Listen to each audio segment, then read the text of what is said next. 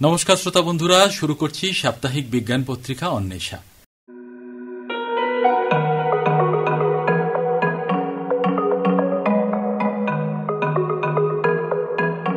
প্রত্যেকবারের মতোই, অর্থাৎ প্রত্যেক অন্বেষার মতোই আজকে শুরুতে থাকবে বিজ্ঞানের খবর, আর তারপরে আমরা শুনব কিছু কথা যা বিজ্ঞানকে ঘিরে, আবার আমাদের জীবনকে ঘিরেও বটে।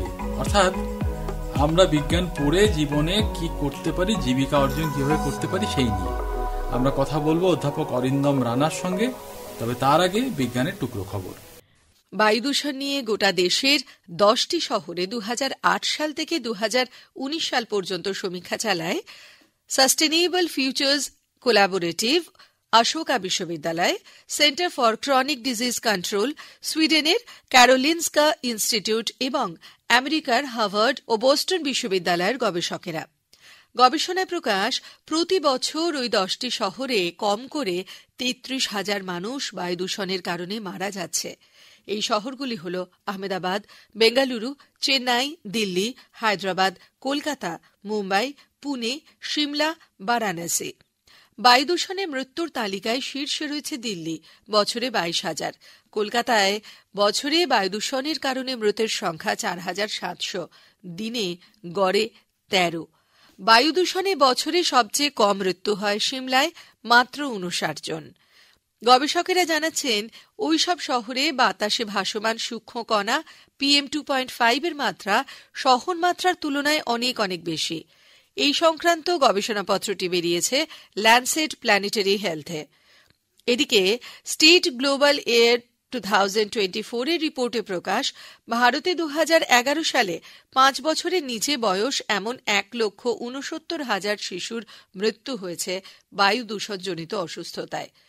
এই সমীক্ষায় 10,000-এর বেশি আন্তর্জাতিক গবেষক যুক্ত ছিলেন। তারা আরও বলেছেন, এইসব শিশু অত্যন্ত ঝুঁকির মধ্যে রয়েছে। অপুষ্টির পরেই বায়ু দূষণ শিশু মৃত্যুর বড় কারণ। বাতাসে ভাসমান সূক্ষ্ম ধূলিকণা PM 2.5 এক্ষেত্রে ঘাতকের ভূমিকায় অবতীর্ণ। উল্লেখ্য, গোটা বিশ্বে শতকরা 90% মৃত্যুর মূলে রয়েছে এই PM 2.5 কণা। মার্কিন গবেষণা সংস্থা হেলথ ইফেক্টস ইনস্টিটিউট জানিয়েছে, 2021 সালে গোটা বিশ্বে 81 লক্ষ মানুষ বায়ু দূষণের কারণে প্রাণ হারিয়েছে। এর মধ্যে ভারতে মৃতের সংখ্যা 21 লক্ষ। গোটা বিশ্বে শতকরা 50% মানুষের মৃত্যু হয়েছে COPD বা ক্রনিক অবস্ট্রাকটিভ পালমোনারি ডিজিজে। এটা এক ধরনের তীব্র শ্বাসকষ্ট ঘটিত রোগ। ভারতে এই রোগে মৃতের সংখ্যা 2,37,000। বিজ্ঞানের খবর শুনলেন। আমরা রয়েছি সাপ্তাহিক বিজ্ঞান পত্রিকা অন্বেষায়।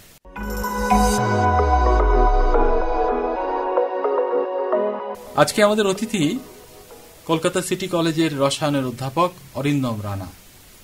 তার সঙ্গে যে বিষয়ে কথা বলতে চাইব আমরা, সেটা আমাদের জীবিকাকে ঘিরে। সাধারণভাবে বিজ্ঞানের কথা যখন আমরা তুলে আনি, তখন কোথায় কি আবিষ্কার হলো, কোনো সমস্যা হচ্ছে কিনা বিজ্ঞানের কোনো জ্ঞানকে প্রয়োগ করতে গিয়ে, বা বিজ্ঞানীদের মধ্যে কোথাও সম্পর্কের কিছু ব্যাপার তৈরি হলো কিনা যাতে বিজ্ঞান প্রভাবিত হয়, এরকম নানা কথা আসে। জীবিকা খুব একটা উঠে আসে না আমাদের এই অন্বেষায়। আজকে একটু ব্যতিক্রম বলা যেতে পারে। আমরা অধ্যাপক রানাকে স্বাগত জানিয়ে প্রশ্নটা রাখব যে, যেভাবে আপনি দেখছেন বিজ্ঞান পড়া এবং তার মাধ্যমে যোগ্য হয়ে উঠে জীবিকা অর্জন করা কতটা সরাসরি হচ্ছে, আমাদের যদি একটু বুঝিয়ে বলেন, কতটা ডাইরেক্ট, প্রত্যক্ষ। এই যে প্রসঙ্গটা আপনি উত্থাপন করলেন, এটা আজকের দিনে অত্যন্ত প্রয়োজনীয় একটা প্রসঙ্গ। আমরা কদিন আগেই খবরের কাগজে দেখেছি এবং আমরা অনেকেই সেটা নিয়ে খুব চিন্তিত যে আমাদের ছেলেপিলেরা উচ্চ মাধ্যমিকে খুব একটা বেশি বিজ্ঞানে আর আসছে না, এবং তার প্রভাব পড়ছে কলেজগুলোতে উচ্চশিক্ষা স্তরে বিজ্ঞানকে অবলম্বন করে এগিয়ে আসা। বিশেষ করে আমরা যেটাকে বলি যে basic science, physics, chemistry, mathematics, যেগুলো বিজ্ঞানের, এবং বায়োলজিতে তাও কিছু ছেলেপিলে যাচ্ছে, জুলজিতে, কিন্তু ফিজিক্স, কেমিস্ট্রি, ম্যাথামেটিক্সে যারা অনার্স নিয়ে পড়বে বলে আসছে তাদের সংখ্যা খুবই কম। অনেক কলেজেই গত কয়েক বছরে সিট খালি পড়ে থেকেছে। এখন এটা কেন হচ্ছে তার অনুসন্ধান করতে গিয়ে আমরা দেখছি এবং শুনছি, জানতে পারছি যে একটা সাধারণ ধারণা এই সমস্ত পরিবারের এবং তাদের শুধুমাত্র ছেলেপিলেগুলো নয়, তাদের বাবা মায়েদের মধ্যেও একটা সাধারণ ধারণা রয়ে গেছে যে এখন আর ফিজিক্স, কেমিস্ট্রি, ম্যাথামেটিক্স অনার্স পড়লে তেমন রোজগারের সম্ভাবনা নেই। এটা কিন্তু অন্তত রসায়নের ক্ষেত্রে, অন্যগুলোর ক্ষেত্রেও সত্যি, সেই বিষয়ের মানুষরা বলবেন। রসায়নের ক্ষেত্রে আমি জোর দিয়ে বলবো যে এটা খুব ভুল ধারণা। আমরা যখন উচ্চ মাধ্যমিকের পরে কলেজে এসে একটা বিষয় অনার্স পড়ছি, তার মানে আমরা সেই বিষয়টার একটু গভীরতর জ্ঞানের মধ্যেও যেমন যাচ্ছি, সেরকম বিভিন্ন প্র্যাকটিক্যালসের মাধ্যমে আমরা কিছু স্কিল ডেভেলপ করছি, কিছু অভ্যাস আমাদের মধ্যে চলে আসছে। এটা অনেকটা ওই রান্না করার মতন। আপনি প্রথম দিন ভাত রাঁধতে গেলে ভাত গলে যেতে পারে বা পুড়ে যেতে পারে, কিন্তু কদিন ভাত রান্না করতে করতে আপনি যেমন একটা আন্দাজ হয়ে যাবে, যে তখন আর কাপে মেপে জল দেন না, জাস্ট জলটা কতটা দিতে হবে একটা আন্দাজ হয়ে যায়। কেমিস্ট্রির ক্ষেত্রে ব্যাপারটা অনেকটা সেরকম, জানেন। আপনি যদি প্র্যাকটিক্যালে গিয়ে প্র্যাকটিক্যাল ক্লাসে প্রত্যেকটা কাজ হাতে হাতে করেন, একটা সলিউশন বানালেন, সেই সলিউশনের সাথে আর একটা সলিউশনের বিক্রিয়া করলেন, করে কি রঙের পরিবর্তন হলো, বইতে লেখা আছে যে নীল থেকে সাদা হবে, কিন্তু কেমন সে নীল? অনেক রকম নীল হয়। হ্যাঁ, বইতে লেখা আছে কমলা থেকে সবুজ হবে, কেমন সে সবুজ? এইগুলো চোখে দেখে অভিজ্ঞতা করে মানুষ যে স্কিলটা ডেভেলপ করে, সেই স্কিলটার কিন্তু বাজারে দাম আছে। আজকে একটা ছেলে বিএসসি পাশ করলো, বিএসসি কেমিস্ট্রি অনার্স, তারপরে তো তার সামনে রাস্তা খোলা, সে জ্যাম এবং আরো সর্বভারতীয় পরীক্ষাগুলো দিয়ে কলকাতায় কিংবা পশ্চিমবাংলায় কিংবা পশ্চিমবাংলা ছাড়াও অন্যান্য রাজ্যে বিভিন্ন ইউনিভার্সিটিতে এমএসসি পড়তে যেতে পারে। এমএসসির অনেক রকম ফের আছে। এমএসসির কেউ মেরিন কেমিস্ট্রি, কেউ এগ্রিকালচারাল কেমিস্ট্রি, সয়েল কেমিস্ট্রি, এমনকি অ্যানথ্রোপোলজি, আর্কিওলজি, এগুলোতেও কেমিস্ট্রি লাগে, মাইনিংয়েও কেমিস্ট্রি লাগে। এই সমস্ত ধরনের বিভিন্ন যে কেমিস্ট্রির ব্যবস্থা আছে পড়বার, যে যার নিজের পছন্দ মতন এবং এই ধরনের প্রবেশিকা পরীক্ষাগুলোতে তাদের নিজেদের ফলের উপরে বিচার করে তারা এগুলো নিতে পারে, এবং এগুলোর যথেষ্টই বাজার দর আছে, সুযোগ আছে কাজ করার। এছাড়া কেমিক্যাল টেকনোলজি পড়বারও রাস্তা আছে, সেখানেও কেমিক্যাল ইঞ্জিনিয়ারিং পড়া যায়, বিটেক ডিগ্রি পাবে, বিএসসি বিটেক হবে। কেমিক্যাল ইঞ্জিনিয়ারিং পড়া যায়, rubber, plastic technology, oil technology, polymer technology, এগুলো করা যায়। এবং এগুলো করে শুধুমাত্র চাকরি করবে কেন, তারা নিজেদের ছোটখাটো শিল্প গড়ে তুলতে পারে। আচ্ছা, যখন আলোচনা হচ্ছেই তখন একটু ছোট করে জেনে নিই। হ্যাঁ, বলুন। যে এই স্নাতক হওয়ার পরে, বিএসসি করার পরে এই যে বিটেক ইত্যাদি বলছেন, এগুলো কোথায় কোথায় তারা পড়তে পারবে? তারা কি বিশ্ববিদ্যালয়ে আলাদা কোনো কোর্সে যোগ দেবে, নাকি ইঞ্জিনিয়ারিং কলেজ যেগুলো আছে সেগুলোতেই সমান্তরালভাবে তারা ঢুকে যাবে, প্যারালাল এন্ট্রি যেটাকে বলে, কোনটা? না, এটা খুব সঙ্গত প্রশ্ন। আমাদের এখানে কলকাতাতে রাজাবাজার বিজ্ঞান কলেজে একটা এন্ট্রি নেবার ব্যবস্থা আছে। যারা বিএসসি কেমিস্ট্রি অনার্স, তারা ওখানে ফর্ম ফিল আপ করে সেখানে তাদের মার্কস অনুযায়ী, মেরিট লিস্ট অনুযায়ী তারা অফার পায়, সেই মতন তারা ভর্তি হয়। মানে 4 বছরের বিটেক কোর্সে তারা কি প্রথম বছর থেকেই পড়তে শুরু করে, না দ্বিতীয় বছরে একেবারে সরাসরি ঢুকে যায়? সরাসরি দ্বিতীয় বছরে ঢুকছে, ঠিক। কারণ প্রথম বছরে তো খুব জেনারেল কোর্স যেটা, তবে আবার তো সিলেবাস সব চেঞ্জ হচ্ছে। এরপরে হয়তো আমরা এখন এটা বর্তমান সিবিসিএস সিলেবাস অনুযায়ী বলছি, এরপরে যখন সিসিএফ এনইপি যেটা হয়েছে, তারা তো 4 বছরের বিএসসি করবে, 4 বছরের বিএসসি করে 1 বছর এমএসসি করবে। তাদের ক্ষেত্রে নিয়মটা কি হবে সেটা এখনো আমি জানি না, ঠিক। তবে হয়তো শীঘ্রই সেটা প্রকাশ করা হবে বা অলরেডি প্রকাশ করা হয়ে গেছে, আমার নজরে আসেনি, সেটা বলতে পারলাম না। কিন্তু ঘটনা হলো যে সুযোগ আছে, যে সুযোগগুলো আছে সেগুলো বন্ধ তো হবেই না, বরং আরো নতুন নতুন সুযোগ খুলে দেওয়ার চেষ্টা হচ্ছে। আচ্ছা, ভয় পাওয়ার কিছু নেই, সুযোগ হবে। আর একটা বিষয় হচ্ছে যে যারা এমএসসি করে পিএইচডি করবে, একাডেমিক্সে থাকবে বা গবেষণায় থাকবে, দেশে থাকবে, বিদেশে যাবে, সেটা তো গতানুগতিক রাস্তা, সবাই জানে, সবাই করে। কিন্তু এর বাইরেও অনেক রাস্তা আছে, সেইগুলোর দিকে একটু নজর দেওয়া দরকার। কেন দরকার? আমি বিশেষ করে আমার অভিজ্ঞতা থেকে বলতে পারি যে আমার সিটি কলেজে যে ধরনের ছাত্র আসে অনেকেই জেলার স্কুল থেকে তার জেলায় যে কলেজ আছে সেই কলেজে যাওয়ার চেয়ে কলকাতার কোনো একটা কলেজে এসে পড়াটা তাদের কাছে অনেক সহজ এবং সুবিধাযোগ্য, সেজন্য তারা আসে। আবার অনেকে শুধু স্বপ্ন নিয়ে আসে যে কলকাতায় এলে ভালো পড়াশোনা হবে। এমন নয় যে কলকাতার সব কলেজ খুব ভালো, জেলাতে অনেক ভালো ভালো কলেজ আছে, পাঁশকুড়া কলেজ বলুন খুব ভালো কলেজ, তারপর বহরমপুর কৃষ্ণনাথ কলেজ খুব ভালো কলেজ, এরকম ভালো ভালো কলেজ আছে। কিন্তু তা সত্ত্বেও আমাদের এখানে মুর্শিদাবাদ থেকে মেদিনীপুর থেকে প্রচুর ছেলে আসে। এবার সকলের কিন্তু পারিবারিক অবস্থা সমান নয়, অনেকেরই বিএসসির পরে বা সম্ভব হলে বিএসসি চলাকালীন কিছু রোজগার করতে পারলে ভালো। এদের জন্য আমি বলবো যে বিএসসিটা মন দিয়ে পড়ে এবং একটা ভালো রেজাল্ট করে যদি এমএসসিতে চান্স না পাও তাহলে দুঃখ পেও না।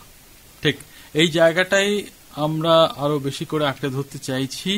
শ্রোতা বন্ধুরা, আমরা রয়েছি অন্বেষা অনুষ্ঠানে আর আমরা কথা বলছি অধ্যাপক অরিন্দম রানার সঙ্গে, যিনি আমাদের বোঝাচ্ছেন যে রসায়ন পড়ে আমাদের কেরিয়ারের দিক থেকে কি সুবিধা হতে পারে। এবং আলোচনা করতে করতে আমরা রসায়নের ন্যূনতম পার্ট যেটা অর্থাৎ স্নাতক, সেই স্নাতকের পর এই স্নাতক ডিগ্রিটাকে আমরা ন্যূনতম ধরতেই পারি। এরপরে আমরা কি চাকরি পেতে পারি, কোথায় নিযুক্ত হতে পারি সেটা বোঝার চেষ্টা করছি।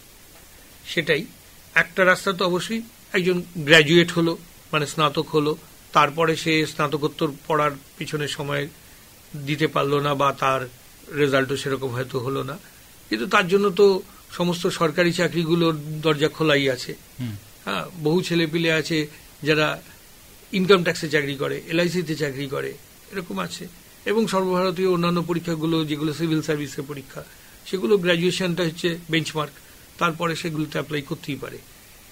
এছাড়াও যেটা আছে যে অনেক কারখানা এবং কোম্পানি আছে যাদের নিত্য বিভিন্ন ধরনের কেমিক্যালস হ্যান্ডেল করতে হয়, সেখানে কিন্তু কেমিক্যালস হ্যান্ডেল করার অভিজ্ঞতা সম্পন্ন উপযুক্ত ছেলেপিলে চাকরি পায়, অন্তত প্রাথমিক চাকরিটা পায়।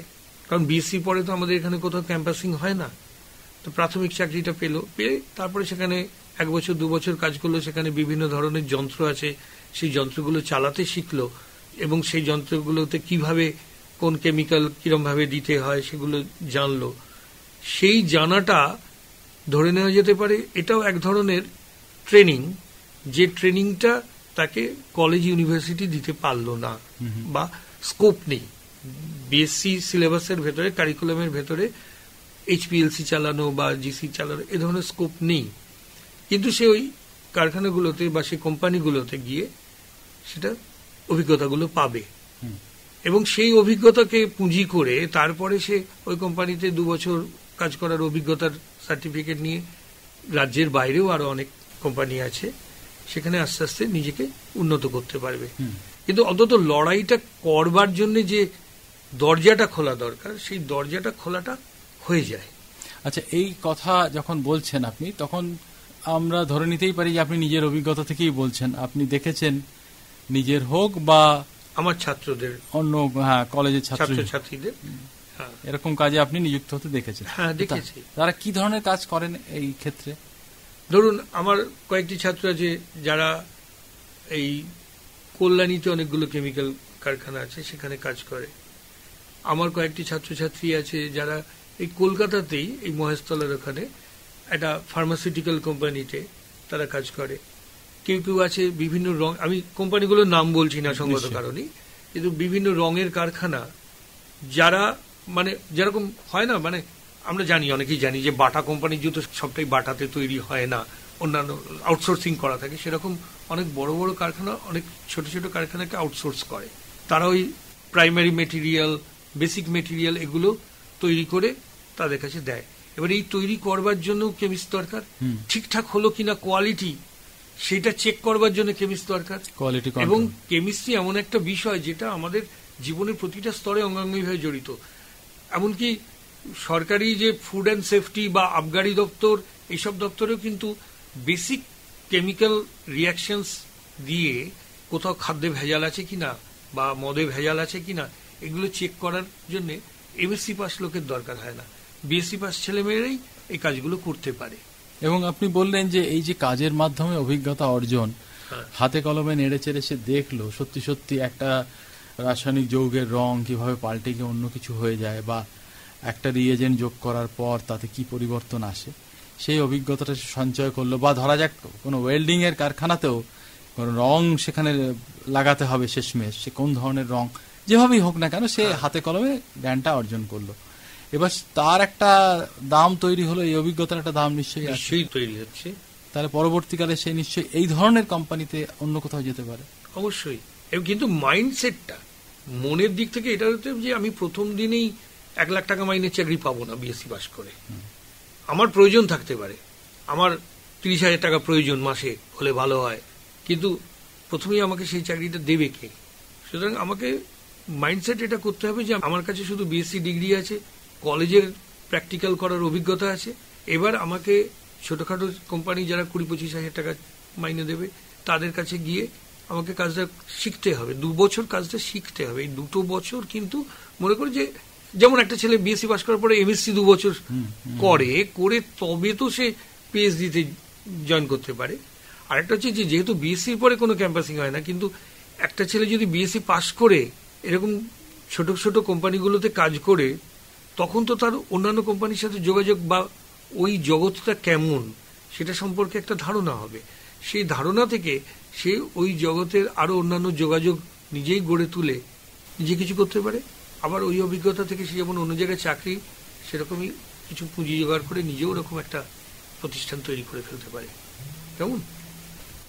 রসায়নের কথায় এবং জীবিকা অর্জনের কথায় আমরা নানা দিকে ঘোরাঘুরি করছি, যেখানে কম শিক্ষাগত যোগ্যতা নিয়েও ভালো কাজ করে নেওয়া যায়। হ্যাঁ, আপনি যেটা বললেন যে তখনই একটা বিরাট মাস মাইনে প্রত্যাশা করা যায় না, কিন্তু শিখে শিখে পরবর্তীকালে সেটার দিকে যাওয়া যায়।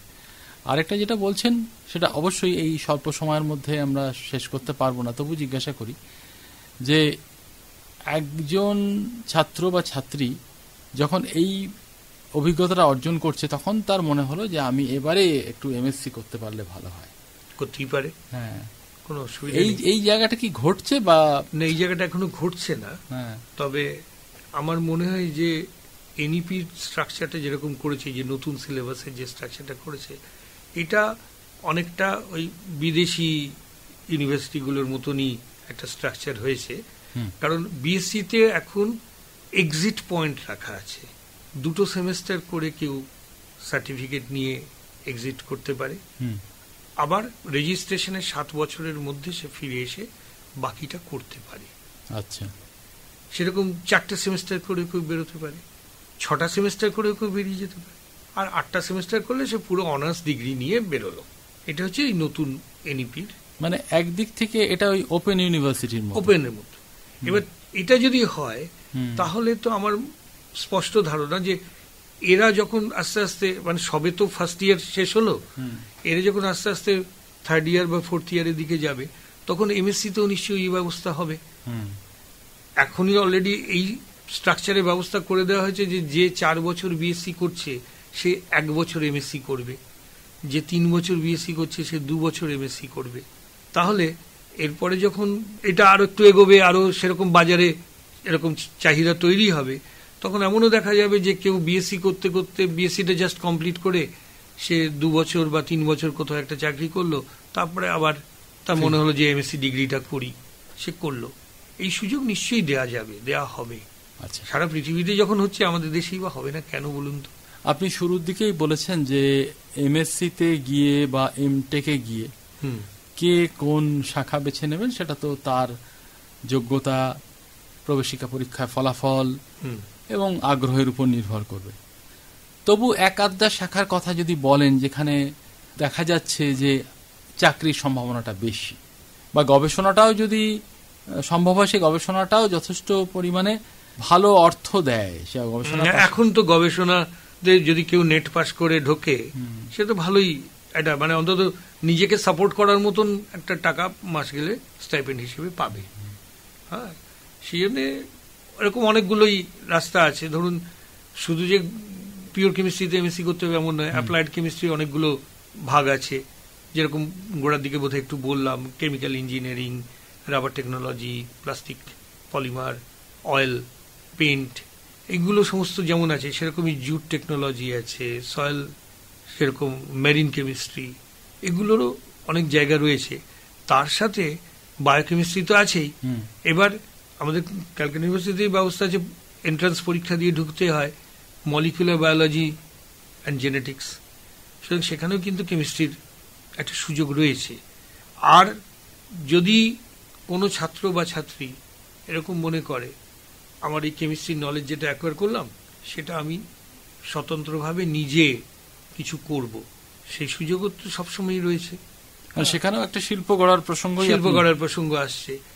এবং আমি আমার নিজের পরিচিত 2-3 জন আছেন, মানে পরিচিত বলতে আমি বললাম আমার ছাত্রছাত্রীদের মধ্যে 2-3 জন আছেন যারা ওই ছোট ছোট পেন্ট, মানে তারা কিন্তু পেন্ট টেকনোলজি পড়েননি, তারা কিন্তু বিএসসি পাশ করে নিজেদের বাড়িতেই প্রথমে ছোট করে পেন্ট, কসমেটিক্স, এই সমস্ত প্রোডাকশনের একটা ব্যবস্থা করেছেন। এবং সেখান থেকে তারা নিজেরা নিজেদের ব্র্যান্ডে মার্কেটে আসেন না, কারণ সেই ব্র্যান্ডিং করে মার্কেটিং করবার মতন পুঁজি তার নেই, চলবে না, সেভাবে চলবে না।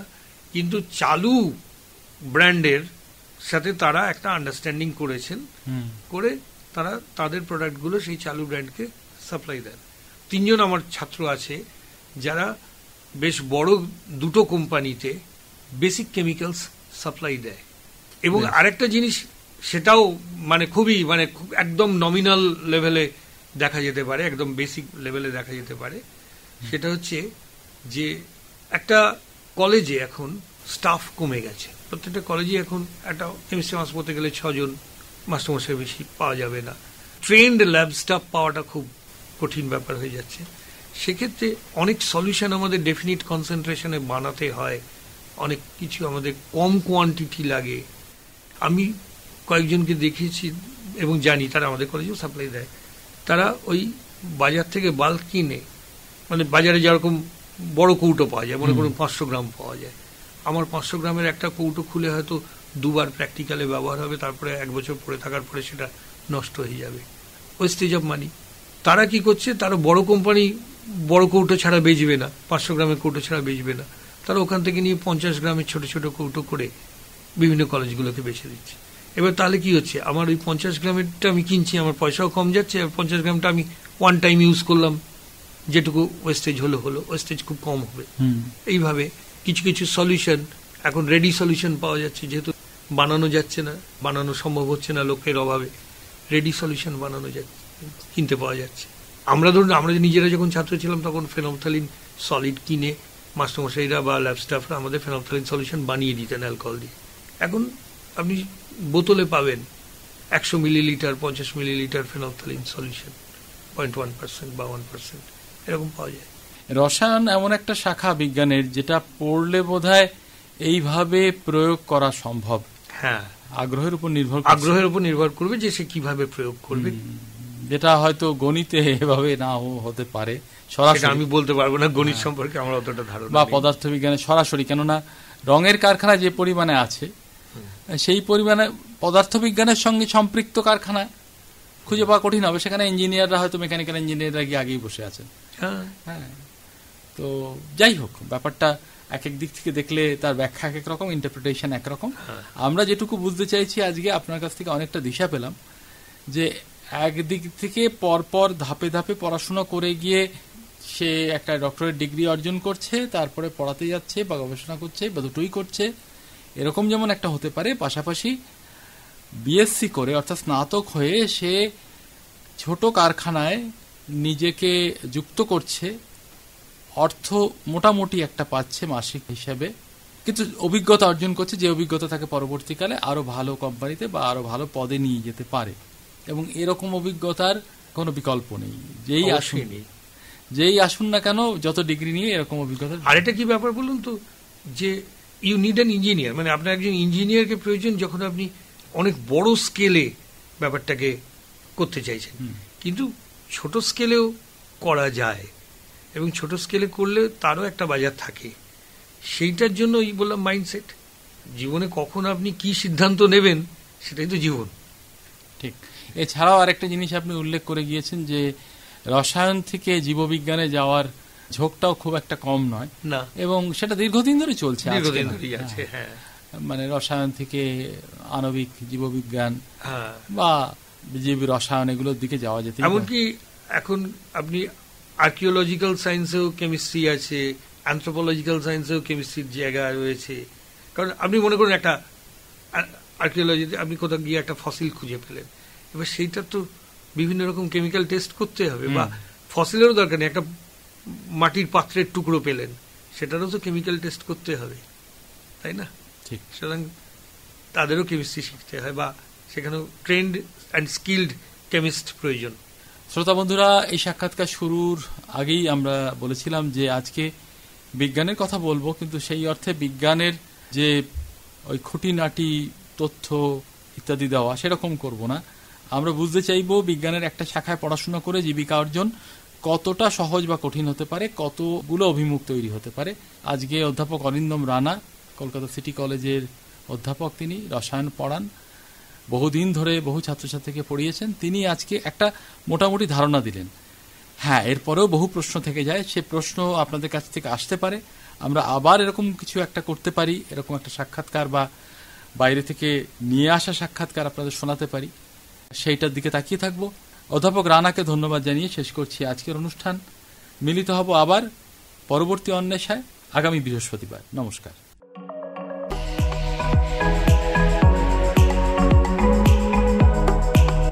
এর সঙ্গে শেষ হলো আজকের সাপ্তাহিক বিজ্ঞান পত্রিকা অন্বেষা। সম্পাদনা মনোজ কর, প্রযোজনা ডক্টর মানস প্রতিম দাস, পরিবেশনায় আকাশবাণী কলকাতা কেন্দ্রের বিজ্ঞান বিভাগ।